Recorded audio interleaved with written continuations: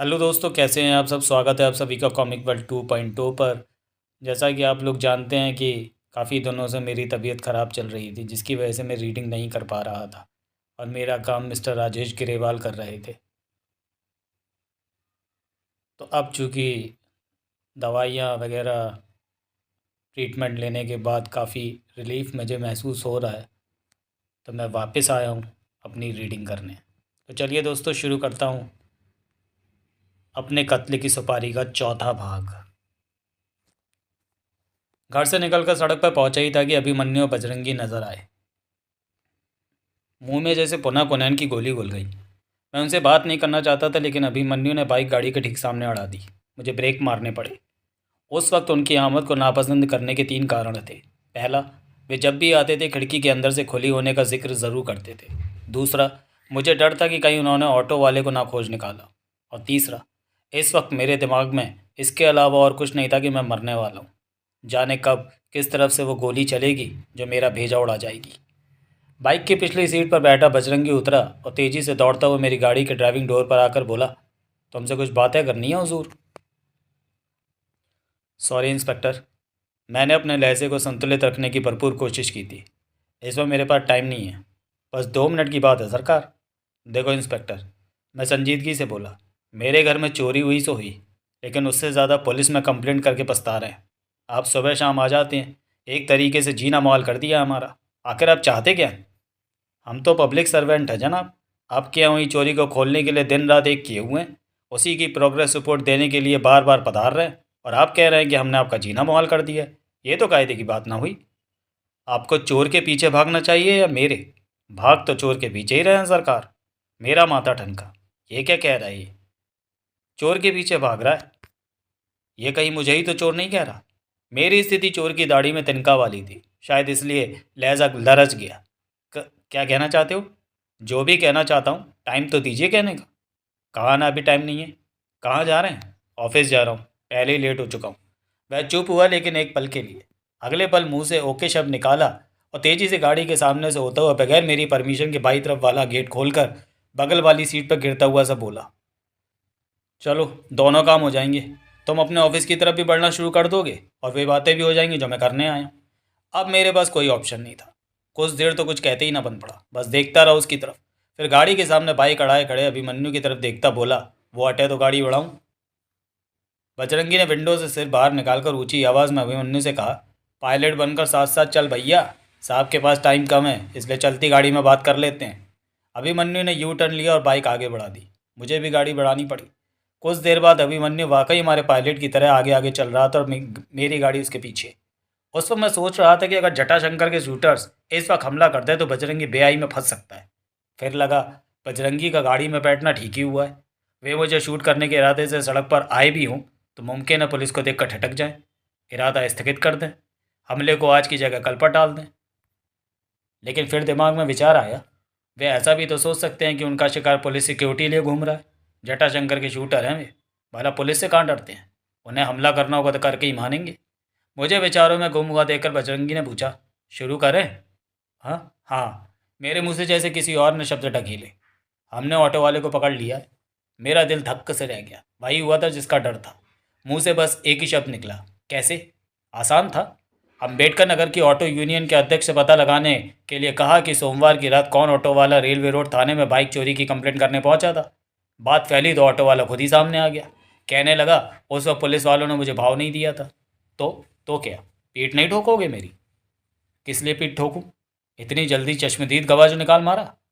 मैं इस ख्याल को अपने दिमाग से निकाल फेंकने की असफल कोशिश कर रहा था कि किसी भी पल किसी अज्ञात दिशा से गोली चलेगी और मेरा लहूलुहान सिर स्टीयरिंग पर पड़ा रह जाएगा।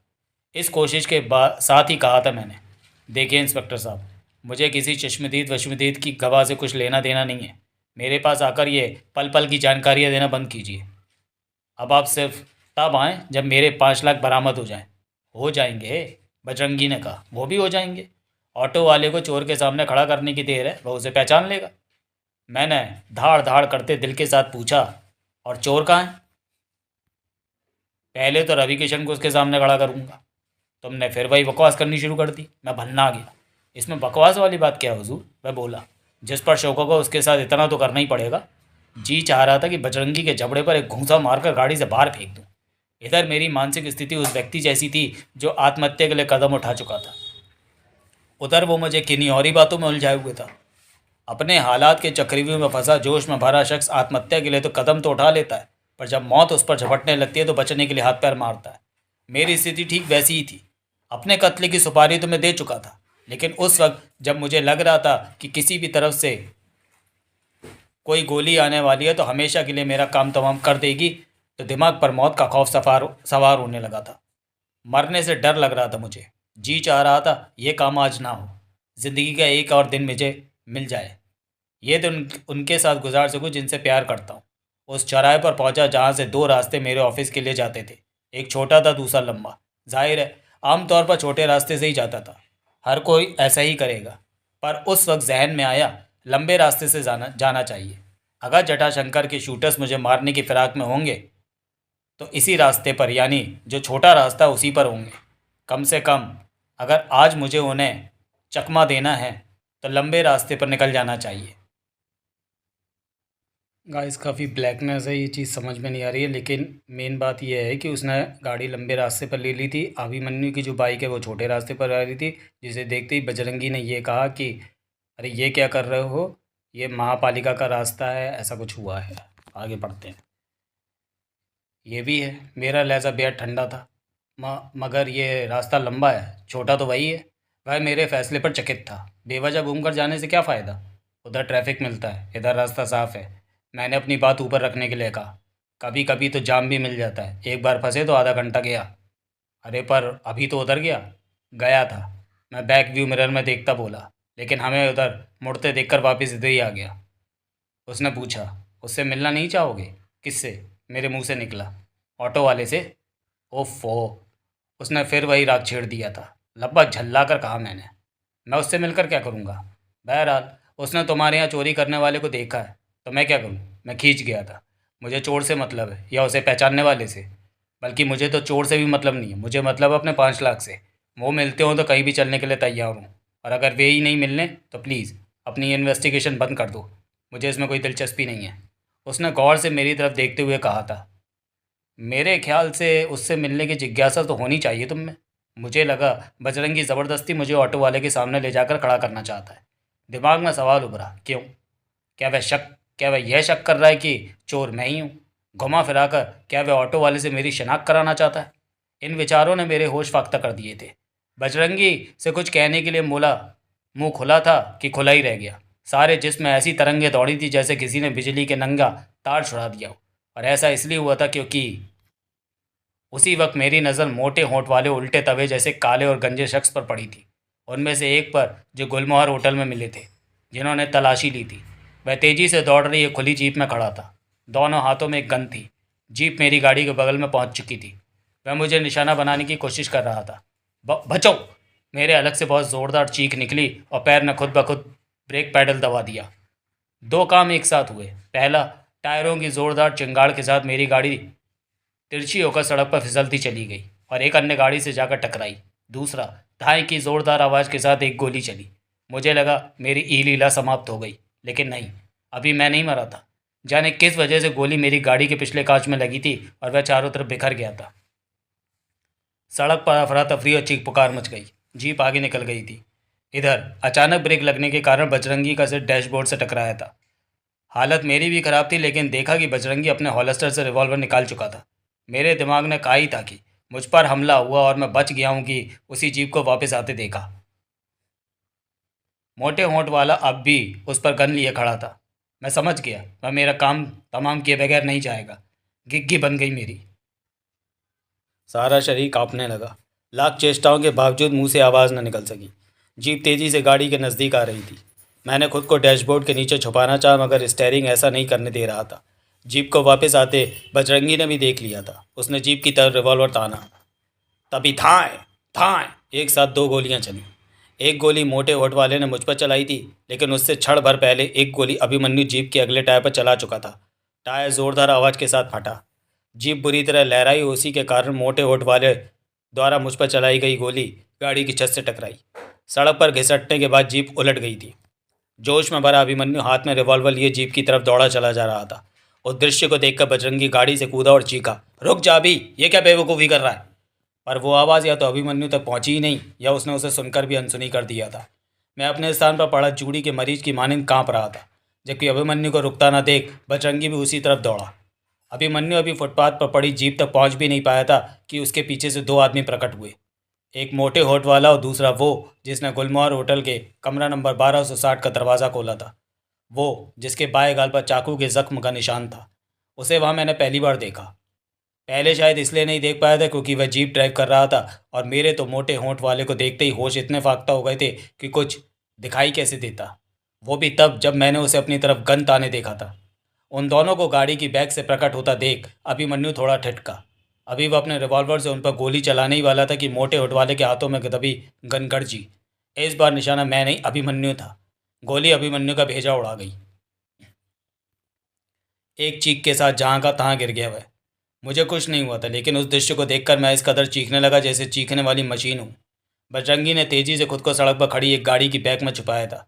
न केवल छुपाया था बल्कि वहीं से मोटे होठ वाले पर गोली भी चलाई थी, मगर हड़बड़ी के कारण निशाना चूक गया। गोली मोटे होठ वाले ने भी चलाई थी, लेकिन वह उस गाड़ी की बॉडी से टकरा कर रह गई जिसके पीछे बजरंगी छुपा था। फिर मोटे होठ वाले ने सड़क पर पड़ी एक बाइक उठाई और चीखता हुआ उससे बोला, जिसके बाएं गाल पर चाकू की चोट का निशान था, बैठ रेटू, बाद में देखेंगे। चाकू के निशान वाला कूदकर बाइक की पिछली सीट पर बैठ गया। मोटे होठ वाले ने बाइक दौड़ा दी। उन्हें भागते देख बजरंगी गाड़ी की बैक से निकला, दौड़ा, खुद को ऐसी पोजीशन में लाया कि उसके और बाइक के बीच और कोई नहीं था। रिवॉल्वर वाला हाथ सीधा किया, उसने फायर किया। गोली चाकू के निशान वाले की पीठ में जाकर लगी। एक चीख के साथ वह सड़क पर गिर गया। उसके गिरने के कारण बाइक लहराई थी। मोटे होठ वाले ने उसे संभाला, पीछे देखा। सड़क पर पड़े चाकू के निशान वाले और रिवॉल्वर ताने खड़े बजरंगी पर एक साथ नजर पड़ी। बजरंगी चिल्लाया, रुक जा साले, वरना तुझे भी बिछा दूंगा। लेकिन मोटे होठ वाला रुका नहीं। अचानक उसने बाइक दौड़ा दी। दांत भीजे बजरंगी ने उस पर भी गोली चलाई, मगर उससे पहले ही वह एक कार को ओवरटेक कर चुका था। गोली ने उस कार का पिछला कांच बिखेर दिया। बजरंगी तब भी रिवॉल्वर हाथ में लिए दौड़ा, परंतु मोटे होठ वाले की बाइक रुके हुए ट्रैफिक के बीच से लहराती हुई दूर होती चली गई। जब बजरंगी को लगा कि अब वह उसे नहीं पकड़ पाएगा, तो पलटा, दौड़ता हुआ वापस आया।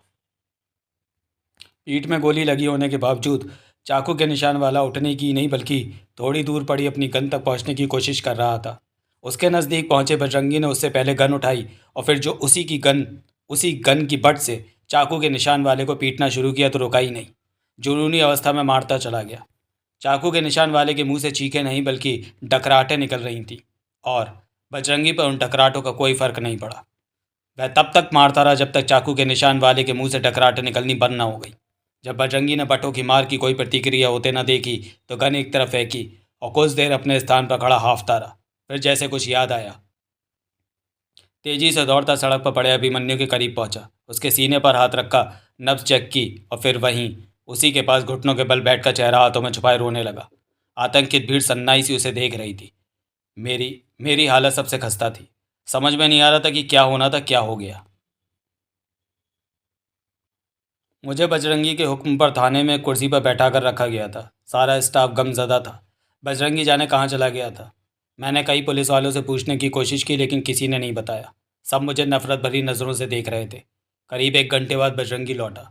उसके चेहरे को देखने मात्र से मेरे जिस्म में झुरझुरी सी दौड़ गई।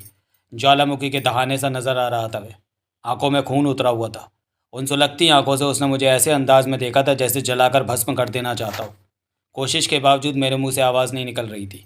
एकाएक बजरंगी ने सुलगते स्वर में वहाँ मौजूद पुलिस वालों से कहा, बाहर जाओ, दरवाज़ा बंद कर दो। पुलिस वालों ने तुरंत उसके आदेश का पालन किया। यह सोचकर शरीर ही नहीं बल्कि आत्मा तक थरथरा रही थी कि अब मेरे साथ क्या होने वाला है। बजरंगी ने दोनों हाथ मेज पर रखे, मेरे चेहरे पर झुका और दांत भींचकर गुर्राया, मिस्टर त्रिवेंद्रम, खुद को सलामत चाहते हो तो बताओ ये क्या चक्कर था। क्या बताऊं? मेरे तिरपन कांप रहे थे। मेरी तो कुछ समझ में नहीं आ रहा कि ये क्या हो गया। उसने तुम पर गोली चलाई थी। लगा तो मुझे भी ऐसे ही। लगा नहीं, पक्का है। बजरंगी ने एक एक शब्द को चबाते हुए कहा था। वे किसी भी कीमत पर तुम्हें मारना चाहते थे।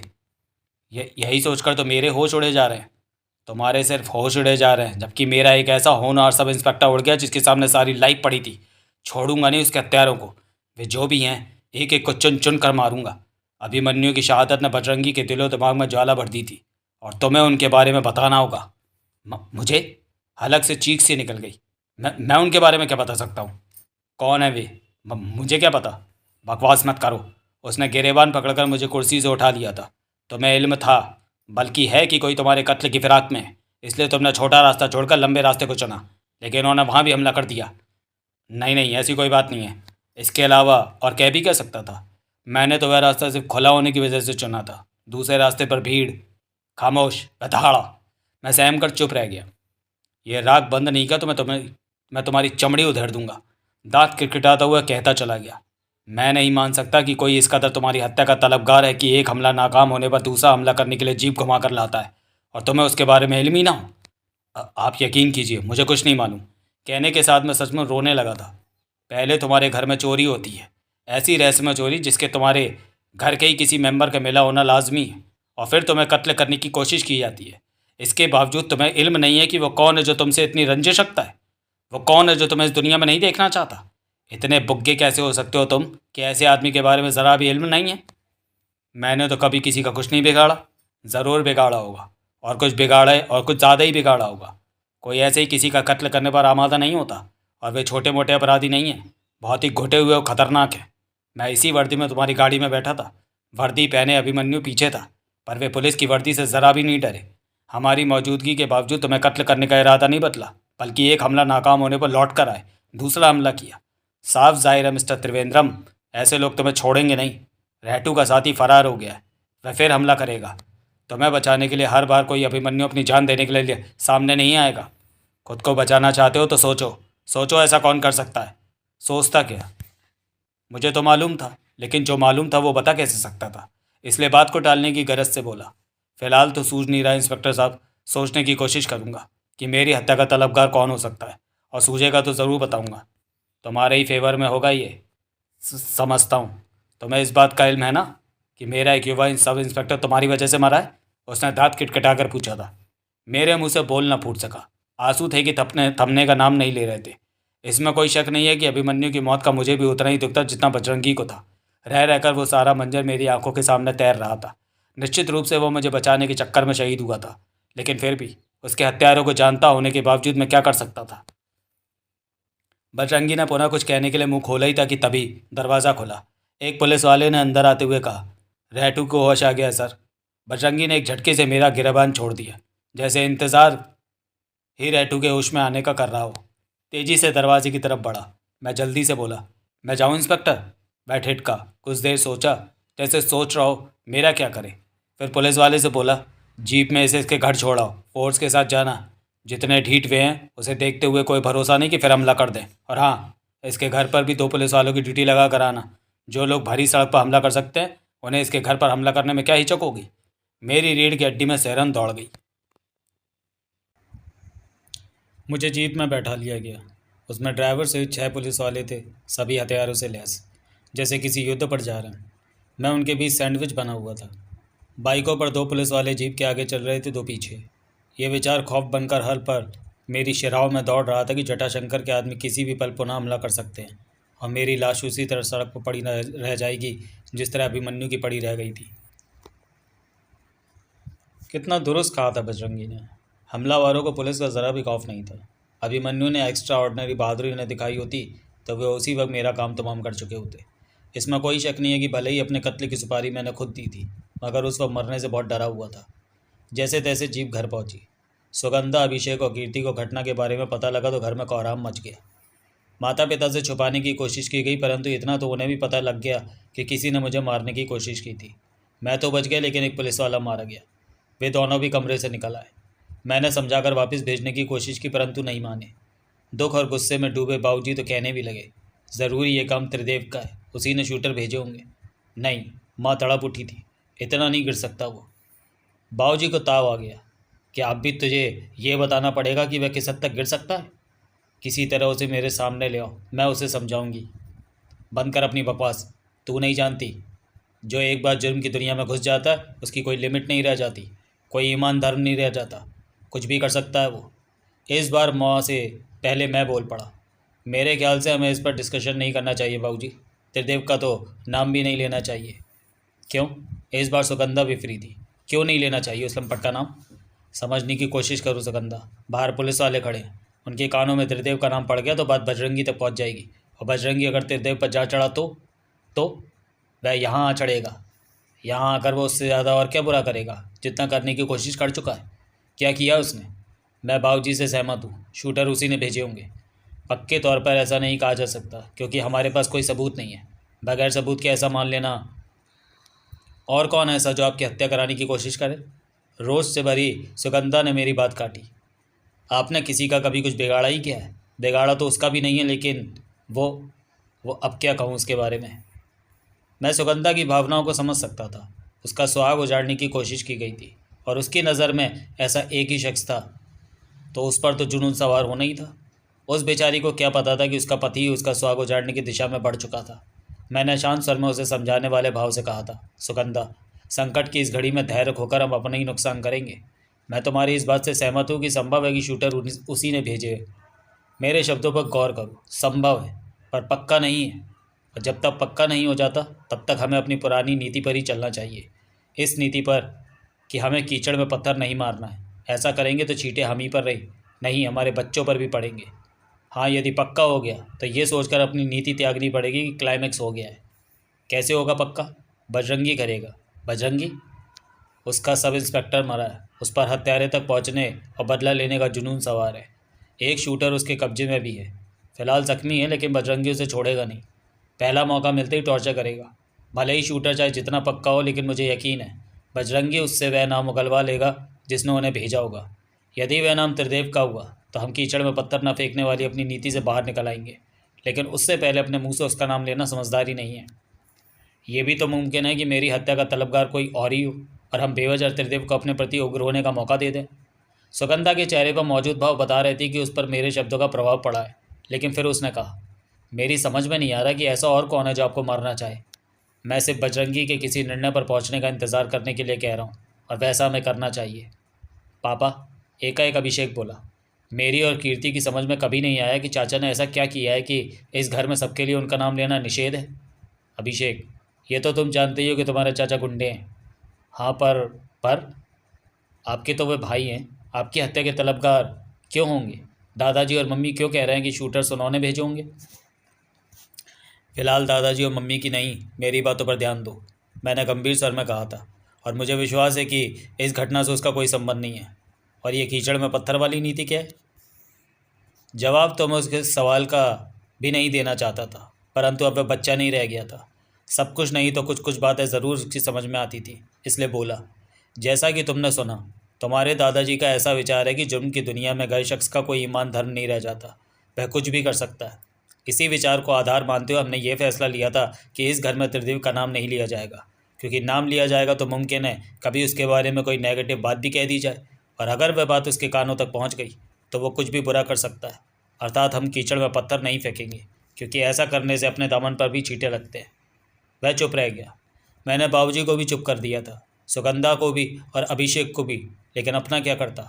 अपने उस दिमाग का क्या करता जिसमें अंधड़ चल रहे थे, वे अंधड़ जो अपने कत्ल की सुपारी देकर मैंने खुद चलाए थे।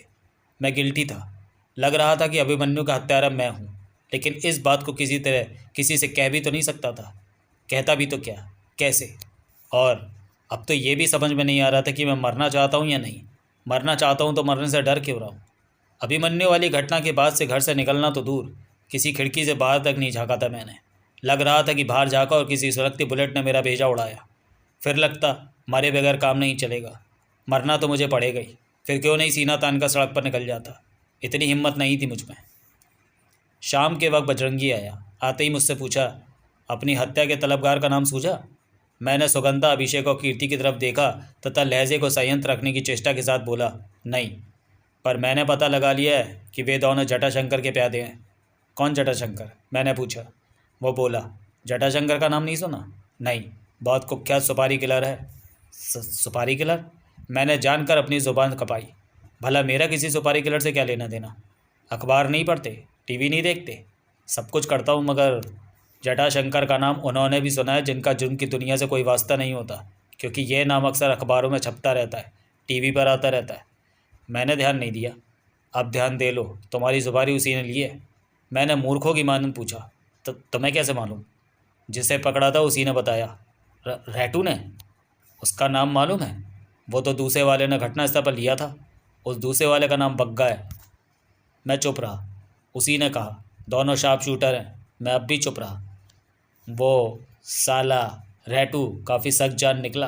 तब से अब शाम को जाकर टूटा है। बजरंगी कहता चला गया।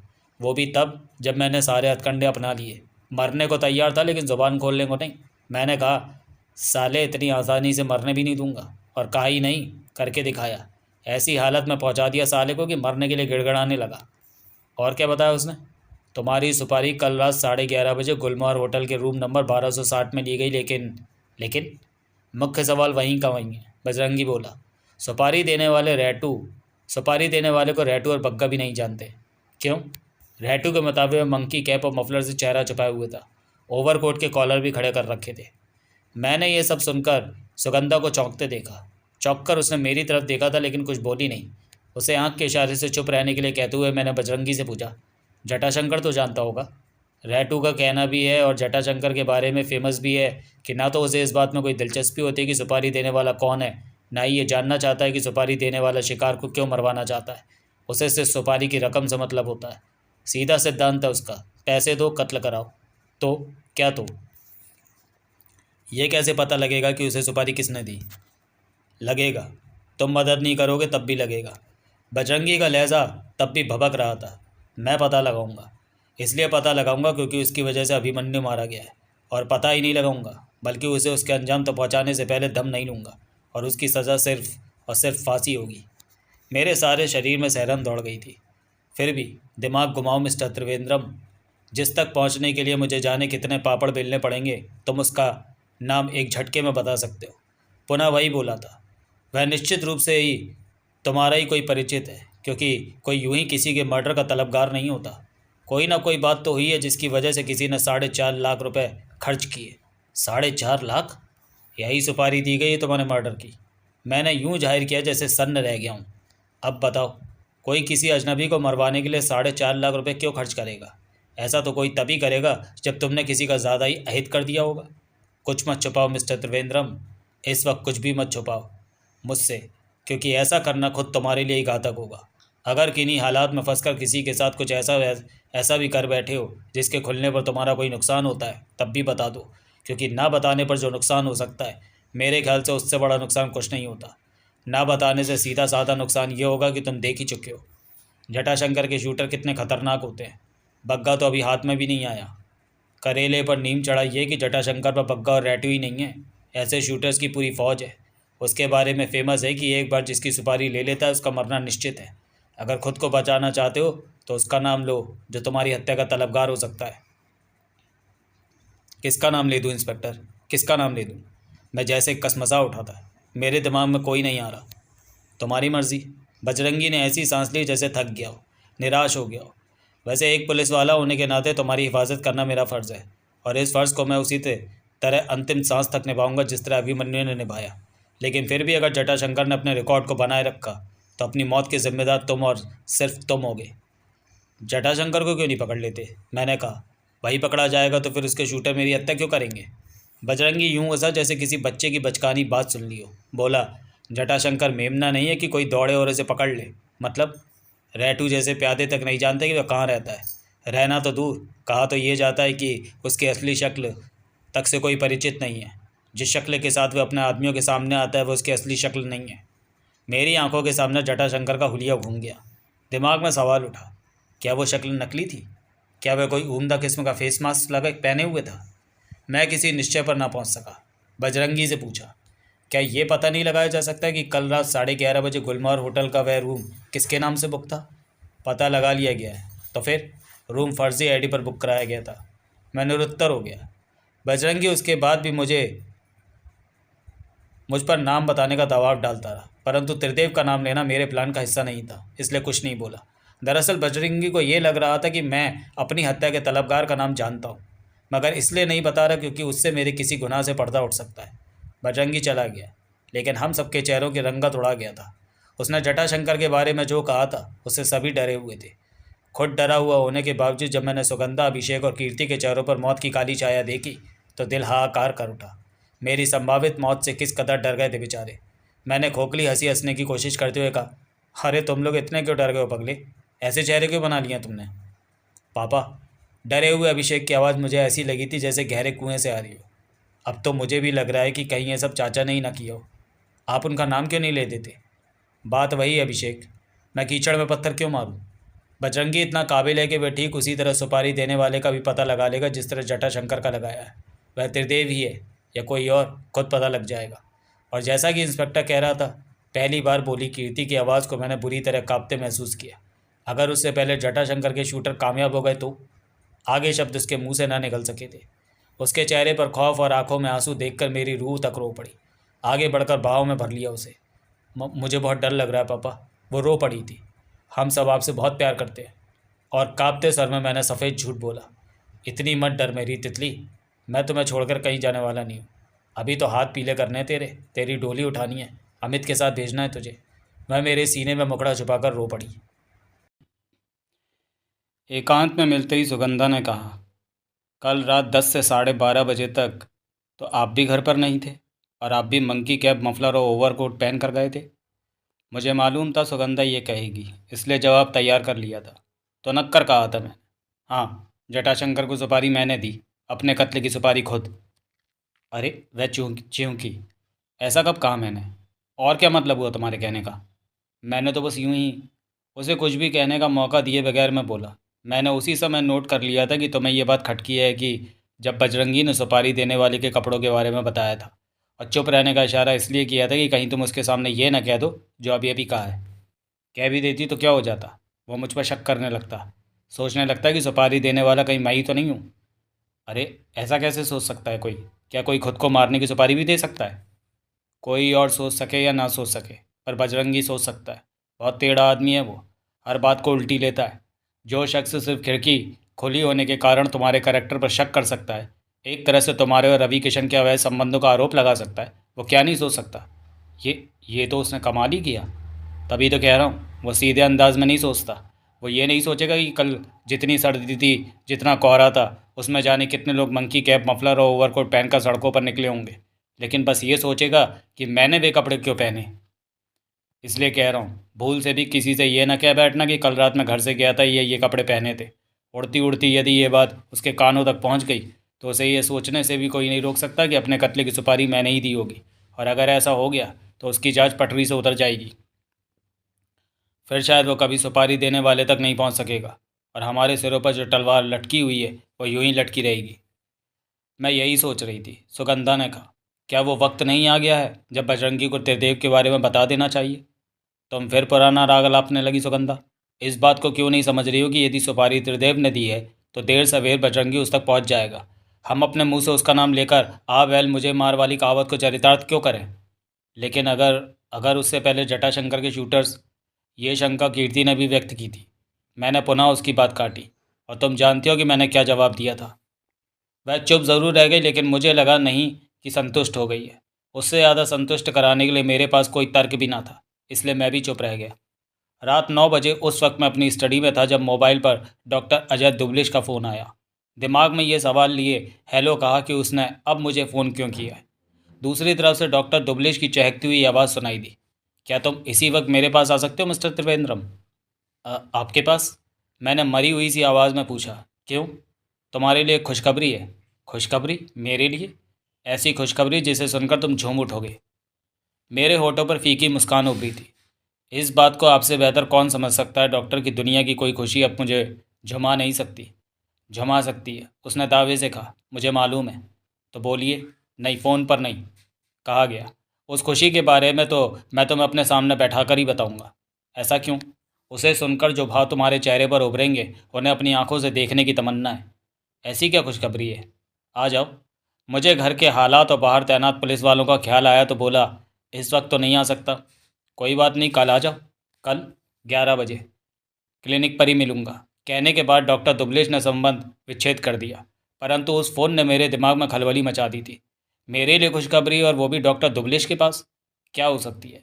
लाख दिमाग घुमाने के बावजूद मैं समझ न सका, और शायद इसलिए उससे मिलने के लिए बेचैन उठा। परंतु कल भी कैसे मिल सकूंगा उससे? पहली बात, घर का कोई मेंबर शायद मुझे तब तक घर से बाहर नहीं निकलने देगा जब तक जटाशंकर पकड़ा ना जाए, क्योंकि सबको ये डर सता रहा है कि मैं बाहर निकला और मारा गया। उन सबको क्या, मुझे भी तो यही डर सता रहा था। दूसरी बात, किसी तरह निकला भी तो मेरी सुरक्षा हेतु पुलिस वाले साथ होंगे, और डॉक्टर दुबलिश के पास मैं, पुलिस वाले, तो क्या किसी के साथ भी नहीं जा सकता था। वहाँ तो अकेले ही जाना होगा मुझे। कैसे जाऊँगा, कैसे? अभी तक सूझा नहीं था कि मोबाइल की घंटी फिर बजी। स्क्रीन पर नज़र डाली तो रोंगटे खड़े हो गए। अननोन लिखा नज़र आ रहा था, मतलब जटाशंकर या उसके आदमी का फ़ोन था। ये नंबर कहाँ से आ गया उन पर? मेरी रूह फना हुई जा रही थी, परंतु कॉल रिसीव न करना किसी समस्या का हल ना था। ग्रीन बटन दबाकर मोबाइल कान से लगाया और ना चाहते हुए भी आवाज़ बुरी तरह काँप गई। हेलो? क्या समझता है तू? रोम रोम में मौत की थरथराहट भर देने वाली आवाज़ खुद जटाशंकर की थी। घर में खुद को बचा लेगा? कौन? मेरा हलक सूख गया था। कौन बोल रहा है? एक झटके से कहा गया, जटाशंकर। जटाशंकर? मेरी गिग्गी बन गई, लेकिन वही कहा जो मुझ जैसी हालत में उसके शिकार को कहना चाहिए था। आप मुझे क्यों मारना चाहते हैं? मैंने आपका क्या बिगाड़ा है? जानता हूँ, इंस्पेक्टर जान चुका है कि रेटू मेरा शूटर है, और ये बात वह तुझे भी बता चुका है। ये भी बता चुका है कि मेरी किसी से कोई दुश्मनी नहीं होती। मेरा शिकार वो होता है जिसकी सुपारी मिली हो, और मुझे तेरी सुपारी मिली है। इंस्पेक्टर तुझे ये भी बता चुका है कि मेरा शिकार किसी हालत में बच नहीं सकता। बिल्कुल ठीक कहा उसने। तू तो ख़ास तौर पर नहीं बचेगा, क्योंकि तेरी वजह से मेरा रेटू जैसा शूटर पुलिस के चंगुल में फंसा। क्या मैं जान सकता हूँ कि मेरी सुपारी किसने दी है? ना मुझे पता है, ना जानना चाहता हूँ। मैंने तो कभी किसी का कुछ नहीं बिगाड़ा। पता नहीं किसने मेरी सुपारी आपको क्यों दी है। अब तो आपसे ही कह सकता हूँ, मुझे माफ़ कर दो। इसलिए फ़ोन नहीं किया मैंने तुझे। मेरे मुंह से निकला। फिर किस लिए किया है? ये बताने के लिए कि अगला हमला तेरे घर पर ही होगा, वहाँ जहाँ तू खुद को सबसे ज़्यादा सुरक्षित समझ रहा है। मैंने कुछ कहने के लिए मुंह खोला, लेकिन दूसरी तरफ से संबंध विच्छेद किया जा चुका था। बुत सा बना रह गया मैं। कानों में ही नहीं, सारे शरीर में सनसनाहट हो रही थी। इतना तो समझता ही था कि अगर वे हमला करना चाहेंगे तो यहाँ मेरे घर में भी कर देंगे। जिन्हें भीड़ भरी सड़क और पुलिस की मौजूदगी न रोक सकी, उन्हें इस घर की दीवारें क्या रोक सकेंगी? बजरंगी ने भी तो यही कहा था, जटाशंकर के शूटर्स में कोई खौफ नहीं है, वे कहीं भी किन्हीं भी हालात में हमला कर सकते हैं। और मेरे जहन की खलबली बढ़ती चली गई, क्योंकि अब उनमें ये ख्याल आ रहे थे कि मुझे मारने के लिए अगर उन्होंने यहाँ मेरे घर पर अटैक कर दिया तो ठीक उसी तरह मुझे बचाने के लिए कोई और भी तो मारा जा सकता है। जैसे अभिमन्यु मारा गया, और वो सुगंधा हो सकती है, कीर्ति हो सकती है, अभिषेक हो सकता है, माँ या बाबूजी भी हो सकते हैं। जितना सोचता गया घबराहट उतनी ही बढ़ती गई। मेरे लिए अपनी मौत का निश्चय करना आसान था, परंतु उनमें किसी को आई खरोच को भी बर्दाश्त नहीं कर सकता था। जब तक मैं यहाँ हूँ वे भी खतरे में हैं।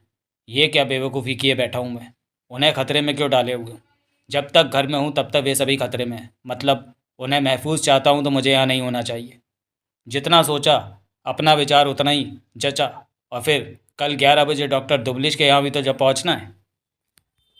ये जानना है कि वह मेरे लिए क्या खुशखबरी लिए बैठा है। वहाँ किसी और को साथ लेकर नहीं जा सकता। हर समस्या का एक ही हल सूझा। कलमदान से पेन लिया और कागज़ पर लिखना शुरू किया। प्रिय इंस्पेक्टर बजरंगी, अभी अभी मेरे मोबाइल पर जटाशंकर का फ़ोन आया था। उसने साफ कहा है कि अपने घर में भी मैं खुद को सुरक्षित ना समझूं। उसके शूटर्स यहाँ भी हमला कर सकते हैं, और अगर ऐसा हुआ तो जानता हूँ कि मेरे घर का हर मेंबर मुझे बचाने के लिए अपनी जान की बाजी लगा देगा। उस अवस्था में मुमकिन है अभिमन्यु की तरह एक बार फिर मेरी जगह कोई और मारा जाएगा। मुझे तो अभिमन्यु का भी उतना ही दुख है जितना उसके माता पिता को होगा। जवान लड़का मेरी वजह से मारा गया। हालांकि उसमें मेरा कोई दोष नहीं है, लेकिन फिर भी मैं गिल्टी हूँ। इंस्पेक्टर, मैं अपनी मौत तो बर्दाश्त कर सकता हूँ, मगर एक बार फिर अपनी जगह किसी और की नहीं। इसलिए घर से जा रहा हूँ, ताकि अगर हमला हो और किसी का मरना ही ज़रूरी हो तो वो सिर्फ मैं हूँ। तुम क्या? सब जानते हैं कि कोई मरना नहीं चाहता, मैं भी नहीं। सब समस्याओं का एक ही हल सूझ रहा है, यही कि मैं गायब हो जाऊँ, किसी को पता ही ना रहे कि कहाँ हूँ। इसलिए किसी ऐसी जगह जा रहा हूँ जहाँ जटाशंकर के शूटर्स भी ना पहुँच सके। जब उन्हें पता ही नहीं होगा कि मैं कहाँ हूँ तो कैसे शूट कर सकेंगे? तुमसे गुजारिश है, मुझे नहीं बल्कि जटाशंकर और उसे सुपारी देने वाले को ढूंढने की कोशिश करना, उन्हें जेल में पहुंचाने के मिशन पर काम करना, क्योंकि ऐसा होते ही मैं खुद अपने छुपे हुए स्थान से बाहर आ जाऊंगा। सुगंधा, परेशान मत होना, जज्बाती ना होना, बल्कि दिमाग से काम लेना। सोचोगी तो पाओगी। मेरे सामने केवल यही एक रास्ता है। घर में रहूँगा तो खुद तो खतरे में रहूँगा ही, तुम सब भी खतरे में रहोगे। गायब हो जाऊँगा तो मैं तो खतरे से बाहर होऊंगा ही, तुम सब स्वतः खतरे से बाहर हो जाओगे। उस अवस्था में जटाशंकर के शूटर्स हमारे घर की तरफ का रुख तक नहीं करेंगे, क्योंकि उन्हें किसी और की नहीं, मेरी सुपारी मिली है। और वे सिर्फ उसे मारते हैं जिसकी सुपारी मिली हो। उम्मीद है समझ गई होगी कि मेरे पास खुद को और अपने परिवार को बचाने का इससे बेहतर कोई रास्ता नहीं है। दुआ करना बजरंगी जल्दी कामयाब हो ताकि मैं लौट सकूं। तुम्हारा त्रिवेंद्रम। पत्र तकिए के नीचे नहीं बल्कि ऊपर रखा और रात के 2 बजे जब महसूस किया कि सुगंधा सोई हुई है, धीरे से उठा, बेड से नीचे उतरा, बगैर आवाज़ किए कपड़े पहने, एक टॉर्च संभाली, सिर पर मंकी कैप और गले में मफलर लपेटा, पैरों में क्रैप सोल के जूते डालकर दरवाजे की तरफ बढ़ा। मोबाइल वहीं छोड़ दिया क्योंकि जानता था आजकल पुलिस किसी को भी सबसे पहले उसके मोबाइल से ही ट्रेस करती है। पुलिस वाले बाहर यानी गैलरी में तैनात थे, अर्थात उधर से नहीं निकला जा सकता था। इसलिए आंगन से शुरू होकर तिमंजिले तक चली गई सीढ़ियों की तरफ बढ़ा। मेरे दिमाग में अपने घर का वह रेन वाटर पाइप था जिसे छत का पानी सर्विस लेन में पहुंचाने हेतु लगवाया था। उसी पाइप के जरिए निकल जाने की बात दिमाग में आई थी। सीढ़ियों पर अंधेरा था इसलिए टॉर्च ऑन की और दबे पांव एक एक करके चढ़ता चला गया। गुमटी में वहां पहुंचकर ठिठक जाना पड़ा जब मकान की छत पर जाने के लिए दरवाज़ा लगा हुआ था। ठिठकने का कारण था दरवाजे में लगे डंडाले का अंदर की तरफ से खुला होना। वह तो हमेशा बंद होता है, खुला हुआ क्यों है? किसने खोल दिया? मैंने तुरंत टॉर्च ऑफ कर ली। दरवाज़ा ढुका हुआ था। उसके करीब पहुंचा, धीरे से बगैर कोई आवाज़ पैदा किए थोड़ा सा खोलकर बाहर छत पर झाँका तो एक साया नजर आया, कंबल में लिपटा इंसानी साया। होश फाख्ता हो गए। कौन है छत पर? इस ख्याल से टांगों में कंपन शुरू कर दिया कि कहीं जटाशंकर के शूटर्स तो नहीं पहुंच गए हैं। मगर नहीं। दिमाग ने कहा वह कोई भारी शख्स कैसे हो सकता है? बाहर से आया होता तो गुमटी के अंदर से बंद डंडाला कैसे खोला होता? वह तो कोई घर के अंदर से ही गुमटी में लगे डंडाले को खोलकर छत पर गया शख्स है। धड़कनें तेज होने लगी। आखिर कौन है वो? कोहरे के कारण साफ नजर नहीं आ रहा था, पर जैसे ही आंखें कोहरे को बेधने की स्थिति में आई मैंने उसे पहचान लिया। और जब पहचान लिया तो दिमाग में बड़ी तेजी से सवाल कौंधा, अभिषेक यहाँ क्या कर रहा है? हाँ, वह अभिषेक ही था। छत पर चहलकदमी कर रहा था वह, और मैंने उसे उसकी चाल से पहचाना था। उसके हाथ में एक हॉकी भी थी। दिमाग पर काफ़ी जोर डालने के बावजूद मेरी समझ में नहीं आया कि रात के 2 बजे वह यहाँ क्या कर रहा था। सो फुसफुसाती सी आवाज़ में अभिषेक कहते हुए छत पर कदम रखा। मेरी आवाज़ सुनकर वह बुरी तरह चौंकता हुआ फुर्ती से मेरी तरफ पलटा और बोला, आप पापा आप? तू इस वक्त क्या क्या कर रहा है? वह चुप रहा। हाथ में हॉकी क्यों है? वह तब भी चुप रहा। बोलता क्यों नहीं? मैंने डांटा। क्या कर रहा है यहाँ? पापा, उसने हिचकते हुए जवाब दिया, मैं यहाँ इसलिए हूँ ताकि जटाशंकर के शूटर अचानक हमला न कर सके, समय रहते उन्हें देख सकूँ। यहाँ से दूर तक नज़र रखी जा सकती है। और उसके आगे के शब्द सुनने का तो जैसे मुझे होश ही ना रहा, क्योंकि यह सोचकर प्यारी इस कदर उमड़ा था कि उस पर कि अपने पापा की कितनी चिंता थी उसे। रात के वक्त वो लड़का इतनी सर्दी में इतने कोहरे में अपने पापा की हिफाजत की खातिर छत पर पहरा दे रहा था, जिसे नींद सबसे प्यारी थी। मैं खुद को उसे खींचकर अपनी बाहों में भरने से ना रोक सका। आंखों से आंसू निकल पड़े थे। दिल में हुक सी उठी। खुद को कितना प्यार करने वालों को अकेला छोड़कर चला जाने का फैसला कर लिया था मैंने, पर मैं मजबूर था, बहुत मजबूर था मैं। लेकिन आप यहाँ क्या कर रहे हैं पापा? अभिषेक ने पूछा। ऐसे ही बेटा, नींद नहीं आ रही थी, सोचा छत पर ही टहल आऊँ। आंसुओं को अपनी आंखों की ओर से पीने के साथ मैंने अंधेरे और कोहरे के बावजूद उसे देखा था। मुझे मालूम है चिंता की वजह से नींद नहीं आ रही होगी, पर आप चिंता मत करो पापा, मैं हूं ना। मेरे रहते दुनिया का कोई शूटर आपका कुछ नहीं बिगाड़ सकेगा। एक बार फिर मेरी रुलाई ने फूट पड़ना चाहा, परंतु उसे सख्ती से कुचलता अभिषेक के कसरती बाजुओं को थपथपाता हुआ बोला, जिसके पास तेरे जैसा बेटा वो चिंता क्यों करेगा? तो आप जाकर आराम से सो जाइए, मैं पहरा दे रहा हूँ। तेरा टर्न ख़त्म, मेरा शुरू। मतलब 2:15 बज रहे हैं, यानी आधी रात बीत चुकी है।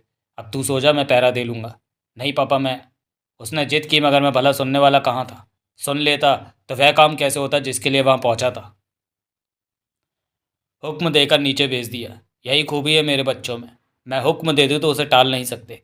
वह चला गया, लेकिन मैंने तुरंत वो नहीं किया जो करने आया था, बल्कि छत पर टहलना शुरू कर दिया। करीब 10 मिनट बाद गुमटी के दरवाजे पर पहुंचा। सीढ़ियों पर टॉर्च की रोशनी डालकर देखा कि कहीं अभिषेक अभी वहीं तो नहीं है। वह नहीं था। मैं तेज़ी से पलटा और रेन वाटर पाइप के करीब पहुंचा। उसके सहारे उतरने के बाद सर्विस लेन में, फिर सूनी पड़ी सड़कों पर पैदल चलता हुआ प्रतिपल घर से दूर होता चला गया। मैं और दूर निकल जाना चाहता था, इसके लिए किसी ऑटो का इंतज़ार था, परंतु सर्दी इतनी थी कि दूर दूर तक कोई वाहन नज़र न आ रहा था। एक ऑटो स्टैंड पर पहुंचा। वहाँ 4-5 ऑटो खड़े थे, लेकिन सभी के ड्राइवर पर्दे डालकर सोए हुए थे। मैंने एक को जगाया। बस स्टैंड चलने के लिए कहा, उसने मना कर दिया। दूसरे को जगाया, वह भी तैयार ना हुआ। मगर जब तीसरे से बस स्टैंड पहुँचाने के लिए 500 रुपये देने की बात कही तो उसकी नींद काफुर हो गई। उसने मुझे बस स्टैंड पहुँचा दिया। वहाँ भी सन्नाटा पसरा पड़ा था। जब मैंने उसे 500 का नोट पकड़ाया तो बोला, आप कहाँ जाएंगे साहब? रात को कोई बस भी नहीं मिलेगी, सुबह तक मैं इंतज़ार कर लूँगा, कहकर शेड की तरफ बढ़ गया था। वह चला गया। ऑटो की आवाज़ आनी बंद हो गई तो मैं पब्लिक टेलीफोन बूथ के अंदर गया और अपने मोबाइल का नंबर मिलाया। कुछ देर बेल जाती रही, फिर कॉल रिसीव की गई। सुगंधा की अलसाई सी आवाज़ सुनाई दी। हेलो। मैं बोल रहा हूँ सुगंधा। आप? ये तो फ़ोन ही आपका है। मैं समझ सकता था कि वो बुरी तरह बौखला गई होगी। आप कहाँ से बोल रहे हैं? तकिए पर एक लेटर रखा है, उसे पढ़ लेना, मैंने उसके प्रश्न का जवाब न देते हुए कहा। और सुगंधा, जैसा कि उसमें लिखा है, जज्बातों से नहीं दिमाग से काम लेना। बच्चों का और माँ बाबूजी का ख्याल रखना। सबको तुम्हारे भरोसे छोड़कर आया हूँ। बस इतना कहने के बाद मैंने रिसीवर हुक पर टांग दिया। सुगंधा हेलो हेलो करती रह गई थी, मगर मैंने उस पर ध्यान नहीं दिया। वैसा इसलिए किया था ताकि घर में हंगामा हो जाए और पुलिस को भी अभी पता लग जाए कि मैं घर से फरार हो चुका हूँ। मेरा अनुमान था कि उड़ती हुई यह खबर जटाशंकर तक ज़रूर पहुँच जाएगी और अब वह मेरे घर पर शूटर्स नहीं भेजेगा। तो चलिए दोस्तों, वीडियो को यहीं समाप्त करते हैं और मिलते हैं अपने कत्ल की सुपारी के अगले भाग में, अगले वीडियो में। तब तक के लिए धन्यवाद।